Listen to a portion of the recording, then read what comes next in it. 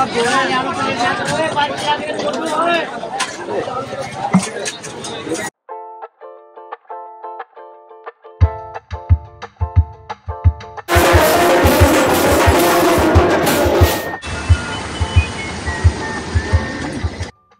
I'm Graham. And I'm Tracy. And together we're the Flying Finnies, your favourite travel parents. So Delhi is this fabulously chaotic, noisy, little bit smelly, colourful, vibrant place. And of course one of the highlights of a place like Delhi is the food. We were keen to try as much street food as possible.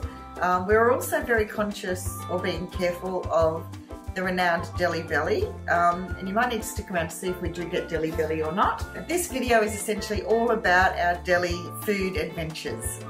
So even though we're on a budget, one of the things that we have found absolutely essential was to have a private food tour. There are fantastic food options all over the city and you can access them very, very easily. And cheaply. And cheaply. But to have somebody who can take you through and show you a couple of very specialised foods in a couple of very unusual places, we found to be invaluable. So stay with us as we take you on our personalised food journey through Old Delhi, where we'll show you where we went and also how you can reduce the cost of your personal food tour by 50%. It gets wet, it gets very wet in this video. Stay with us and enjoy.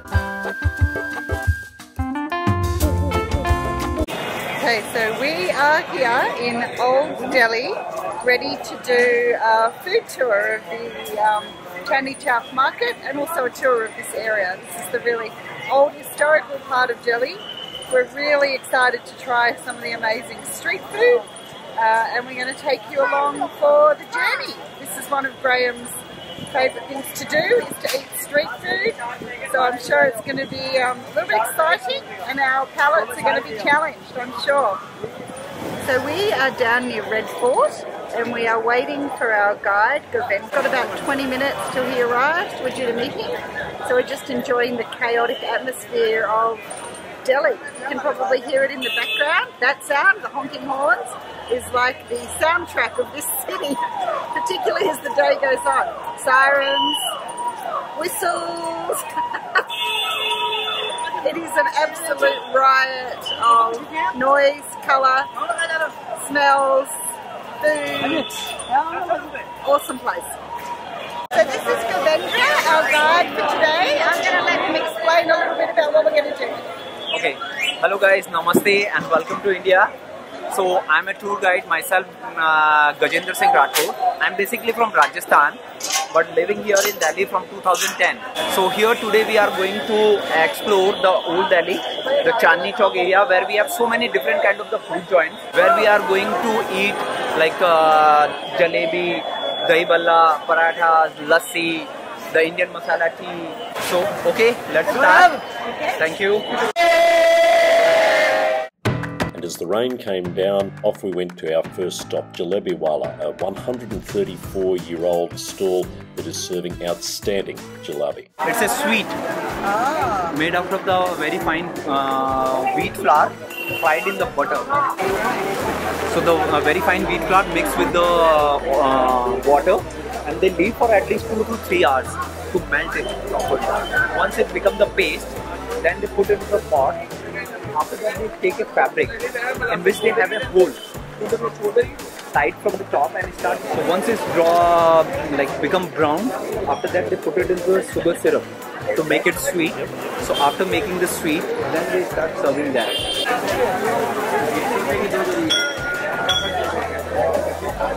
It's like a donut, isn't it? Yes, but it's sweet. But better.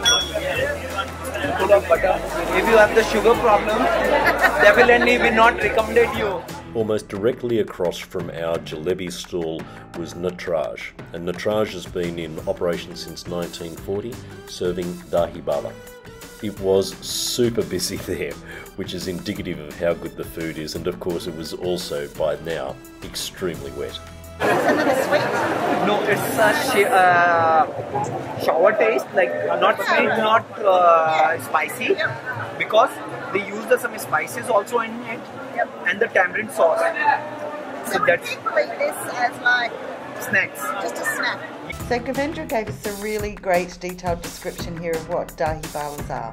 But to simplify it, they're lentil balls which are cooked in water and they're smothered with curd and various chutneys. They were really sweet and spicy at the same time. Delicious. To eat this, you have to mix it properly, because otherwise sometimes only you have the sweet or either the spices will come in a bite.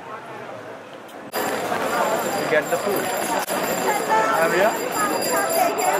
I don't know how to describe this. It's sweet and savoury. Yes. At the same time. It kind of tastes like a tikka masala but dessert.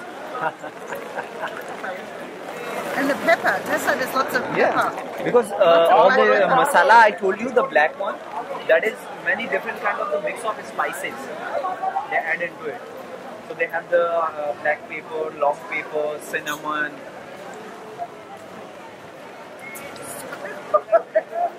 I'm not pretending. I didn't think that the rain could get any worse, but it did.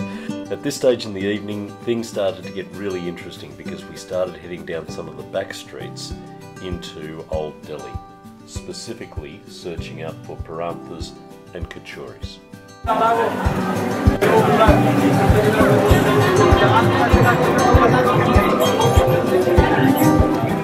Okay, so what have we got here? It smells good. This is the kachori, in which they have the lentils, the pulses. So it's crushed and put it with the curry of the potatoes. And then there is a sauce which is called kachori. So it's like a vegetable. So they make a tangy sauce out of it, which is spicy. Okay. So spiciness, which is like for the Indian people. So maybe you guys going to have a fire. It is spicy, it's not too bad. I like it. You like it, but wait for it. So far I'm okay. That means you can handle good amount of chili. Huh. Maybe that's going to determine what he gives us next.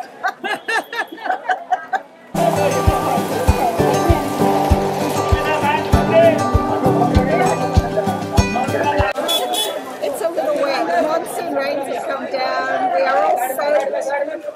The jacket, which I nearly didn't bring, and the umbrella is getting a great workout. The tour is going on regardless. It's manicky. So we dived back down the alleyways to a stall that has been in operation since 1872 as part of the same family. It was serving paratha and it became our favourite go-to place in Delhi.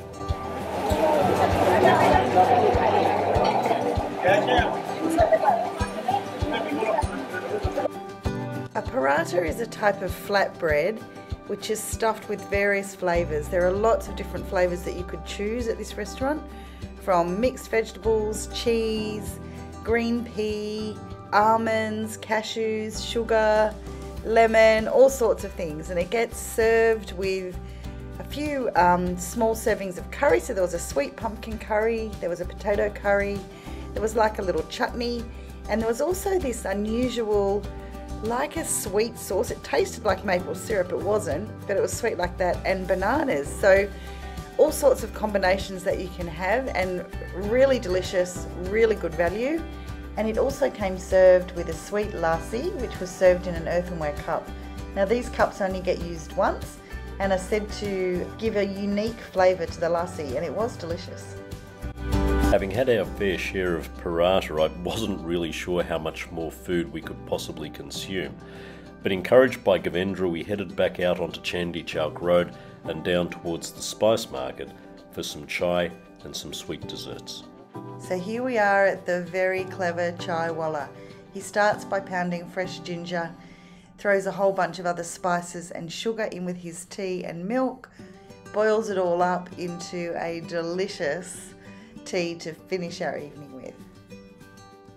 This man was an artisan, I would never have thought of that in terms of making tea, but the way that he was able to sit where he was, essentially below another person's stool, for an endless amount of time and producing the amount of tea that he did, sometimes I would say about 20 cups in one single sitting, was simply amazing, and the tea delicious.